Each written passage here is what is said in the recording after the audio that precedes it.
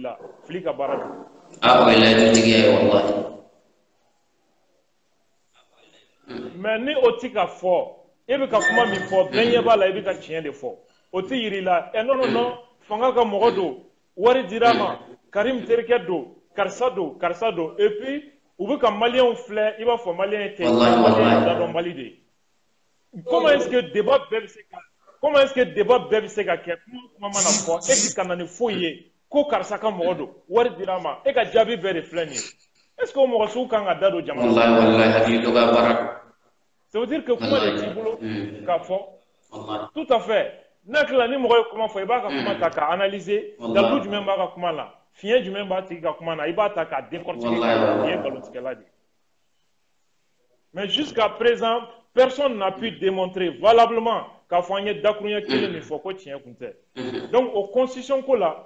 yɔrɔ min b'a ye n'o ka ɲi an y'o jira yɔrɔ min bɛ yen n'o man ɲi an y'o fana yira an ko maintenant a ka ɲi a man ɲi anw t'o fɔ a ye voté a ye a kana voté a ye o t'anw ka sira ye maliyɛnw yɛrɛ de b'o juger mɔgɔ ti voté n'i ma san 18 sɔrɔ donc n'i ye san 18 sɔrɔ ça veut dire que hakili b'i la min ka ɲi ma min man ɲi ma i b'o dɔn i yɛrɛ de bɛ se ka taa voté sisan o la donc anw ko an tɛ mɔgɔ si ka voté décider i place la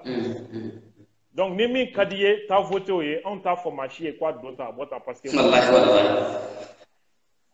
donc u ye ne lagosi o de la ka nkalon danna ka n tɔgɔ tiɲɛ parce que u b'a dɔn jamana maa sɛbɛ caman bɛ ne lamɛn u ɲɛna ne bɛ n'u ka projet bɛɛ ben ji la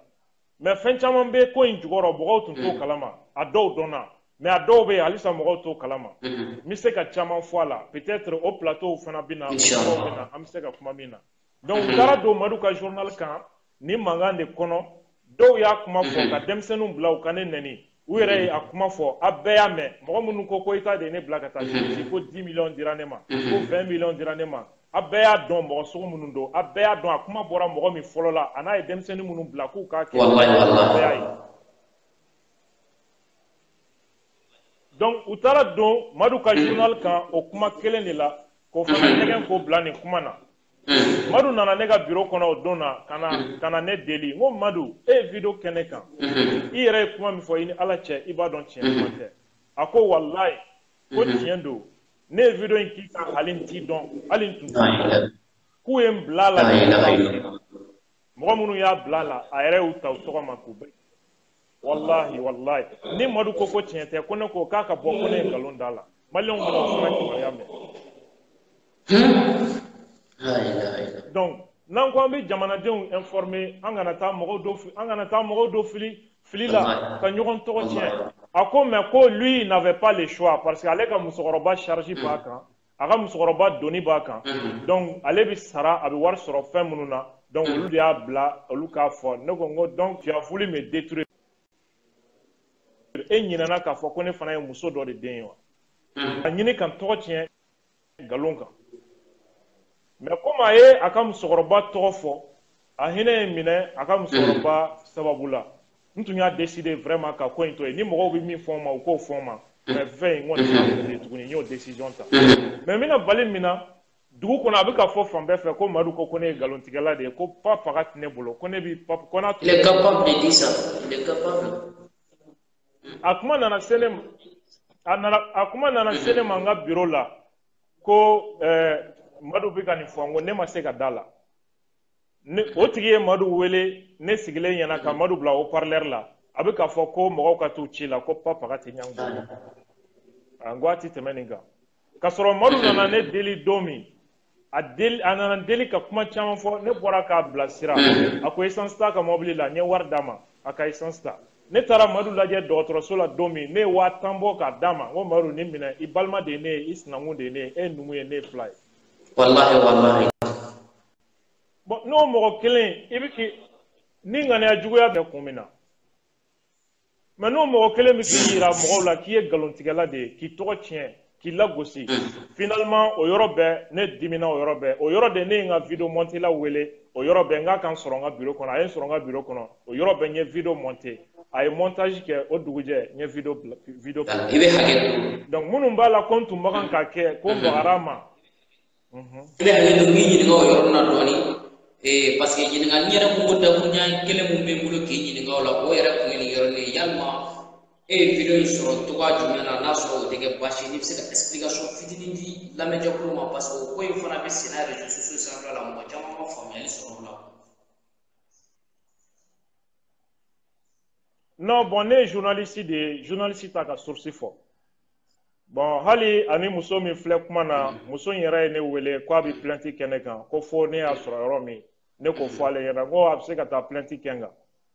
Ni plainte kɛra a bɛ se ka na ka taa plainte kɛ, mais o tɛ ne ni mɔgɔ cɛ, journaliste ta ka source révélé mɔgɔ si ye. Moi, je suis un journaliste.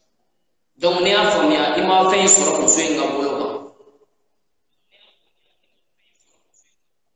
Non,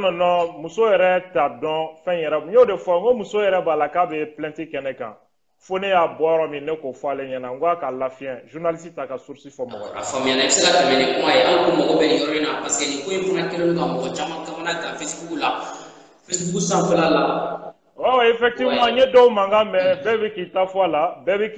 la, dɔw ko papa mami de y'a di Yusuf Mangara ma, ko Yusuf Mangara y'a di ne ma, dɔw ko patati patata donna ta bɔra ta. Kuma sugu bɛɛ fɔra, an ko an tɛ jigin olu la, a y'olu t'olu ka kuma. Bon, maintenant an kɔni bɛ se ka min fɔ dɔrɔn, minnu dimina fɛn in bilali, minnu dimina ka fɔ ko an tun man kan k'a bila, an b'u faamuya. Parce que malien hinɛ ka bon, ni malien y'a ye tɔɔrɔ dɔ y'i sɔrɔ, malien b'i hinɛ minɛ. Mais Madu ye video min kɛ ne kan, ni mɔgɔ min taar'i sigi k'o video lajɛ, ka Madu yɛrɛ ka kuma in lajɛ, e ti Madu hinɛ minɛ bilen, i dusu i tɛ se ka ku i dusu la. Bɛɛ bɛ se ka taa Madu ye video min kɛ ne kan. Et puis n ye ladiriyaba kɛ video in na. Madu ye video min kɛ ne kan, c'est 43 minutes et 54 secondes. Non, ne video min kɛ Madu kan, c'est encore 43 minutes 53 secondes. 1 seconde dɔrɔn de donn'u ni ɲɔgɔn cɛ. Donc silamɛya yɛrɛ dɔw ko tajuru sara don, ne bolo tajuru sara tɛ. C'est trop. Madu dɔrɔn tɛ o. N ye mɔgɔ 6 de désigné ka bɔ mɔgɔw cɛ la, mɔgɔ minnu ni olu tɔ bɛ yen. Bon, pour moi, minnu tun ka kan ka frappe daminɛ olu la, n y'a fɔlɔ Madu de la. Donc, a kana kɛ mɔgɔw ɲɛna ko juguya don parce que olu de ye nkalon tigɛ, olu de ye lagosi, olu de ye n tɔgɔ tiɲɛ k'a fɔ mɔgɔw ye ko n ye nin kɛ. N b'a fɔ u bɛɛ ɲɛna, kuma fɛn fɛn n'a b'u la, ko ni min dan b'a yɛrɛ la, k'i bɛ ka min fɔ ne ma ko tiɲɛ don, k'i ka bɔ n'a preuve ye. N'i ma bɔ n'a preuve ye, maliyɛnw bɛɛ ka jɛ k'a tigi danga, a tigi ka danga de b'a kan, ne yɛrɛ ka danga b'a kan. Ni preuve bɛ cɛ o cɛ bolo, k'a fɔ ko nin dira ne ma État fɛ, anw bɛ Ala tanu k'a barikada. Parce que gouvernement bɛ se kan ka fɛn o fɛn di ne ma, ne ye mɔgɔw sɔrɔ malidenw na minnu tɛ fonctionnaire ye, minnu ma deli ka don faso baara la, minnu bɛ se k'o bɛɛ. An bɛ Ala tanu k'a barikada, ne bɛ baara la, moi je suis un professeur de français au lycée, je suis professeur de lettres depuis des années. Au kɔfɛ, je suis un journaliste à la radio Danbe, je suis payé à la radio et je suis payé à l'école. O kɔfɛ, Ala ye ɲuman minnu ye n kanu, Mali kɔnɔ ani Mali kɔkan, États-Unis, Asie, Europe, Afrique kɔnɔ, Ala ye ni mɔgɔ ɲumanw don ɲɔgɔn garisɛgɛ la. Minnu bɛ n sɔn ordinateur la, n tɛ ɲɛbɔ fanga fɛ ko ordinateur, n tɛ ɲɛbɔ fanga fɛ ko téléphone, tablette minnu bɛ n bolo, téléphone ɲɛnama minnu bɛ n bolo, n balima minnu bɛ kɔ kan, ni fɛn o fɛn nege donna na, ou bien n'u ye fɛn kura fɛn fɛn, u b'a san ka ci. Ne filɛ siso min kɔnɔ, ni bɛ ka si ye, ne lamɛnbagaw de ko ma, minnu caman sigi bɛ jamana kɔ kan, ko ɲan, i ɲɛna kalakala Bamakɔ yɔrɔ min y'i ja, quartier min y'i ja, i ka so ta ye, i ka ko fɛn ma, an b'a wari ci. Ne ka auditeurs de jɔlen don ne ka so sara ye en charge, n bɛ Ala tanu k'u barikada. Ne ka auditeurs ko n kana moto boli tuguni, ko n ka taxi ta, n bɛ ci o ci kɛ. O kɔfɛ alhamdulillah an bɛ Ala tanu bi u ye cogoya kɛ pour que n ka circuler librement Bamakɔ cogoya wɛrɛw la min tɛ nin sira ye. Donc n bɛ Ala fo k'a tanu. Ne ka kalo 2 ti kɛ ni ne ka auditeurs ma malo bɔrɛ 5 ou bien malo bɔrɛ 4 k'a ta ka na di ne ma. Ne ka auditeurs ye climatiseur ta ka na di yan ko n k'a don n ka so la. Hali sisan u b'a la ko n ka téléphone dɔw kɔrɔla ko téléphone kuraw bɛ na. Donc fanga kan ka mɔgɔ corrompu ni fɛn o fɛn ye, ne bɛ Ala barikada n ka auditeurs ye n ta en charge k'o bɛɛ kɛ n ye, waso tɛ foyi tɛ. Donc ne t'a dɔn ne bɛ ɲɛbɔ fanga. Et puis olu minnu ye nin kɛ n ye u ko ɲan, ni tiɲɛ bɛ anw yɛrɛ kan n'i y'a sutura ala ka n'i sutura an b'i dɛmɛ tiɲɛ sira de kan y'i ko ni tiɲɛ bɛ anw yɛrɛ kun kan k'i kana fɔ ni tiɲɛ bɛ hali anw yɛrɛ kun kan n'i y'an sutura ala kana to i la i ka da kɛnɛ kan vraiment o ye fasoden ɲumanya dan ye